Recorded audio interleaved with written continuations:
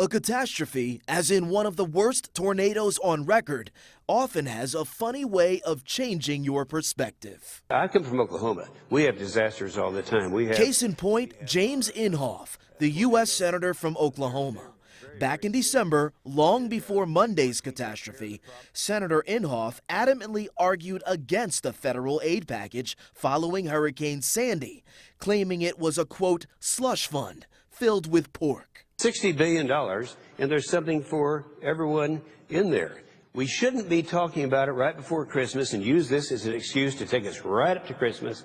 That was then, this is now. Inhofe speaking Tuesday on MSNBC. There were a number of people along the East Coast shore who were unhappy about your vote on Hurricane Sandy. In fact, you said that the request for funding was a slush fund. With all due respect, is there money to help the people here in your home state rebuild? Well, let's look at that. That was totally different. Yes, you heard the good senator correctly. Inhofe says he will accept federal aid for his tornado-ravaged state of Oklahoma because That was supposed to be in New Jersey. They had things in the Virgin Islands. They were fixing roads there. They're putting roofs on houses in Washington, D.C. Everybody was getting in and exploiting the tragedy that took place. That won't happen in Oklahoma. Congressman Peter King remembers all too well his fellow Republicans' rejection of the Sandy aid bill. Senator Inhofe is totally wrong. He's being totally hypocritical. But we shouldn't hold the people of Oklahoma responsible for foolish things that their representatives say. So I will vote for whatever aid Oklahoma needs. This is an American issue. It's not an Oklahoma issue. Just like Sandy was not a New York or New Jersey issue. It was an American issue. This isn't our first trip into the interesting world of James Inhofe.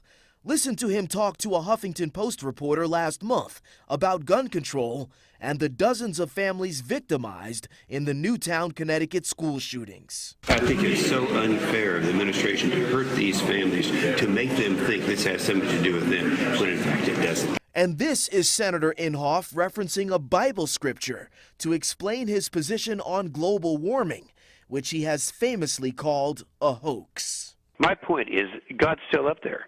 And this is the arrogance of people who think that we, human beings, would be able to change what he is doing in the climate is, to me, outrageous.